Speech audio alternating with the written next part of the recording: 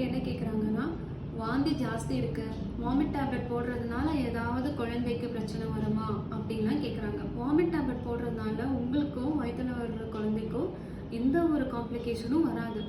Vomit tablet போடுறதுனால குழந்தைக்கு முடி வளர்றதுல கம்மியாயிடும். ஊரில் இருக்கிற பாட்டி சொல்கிறாங்க, நானும் மாசமாக இருக்கும்போது வாந்தி மாத்திரை போடவே இல்லையே, நீ ஏன் இவ்வளோ மாத்திரை போடுற மாசமாக இருக்கும்போது அப்படிலாம் கேட்குறாங்கன்னா சொல்கிறாங்க. அதெல்லாம் எதுவுமே கிடையாது.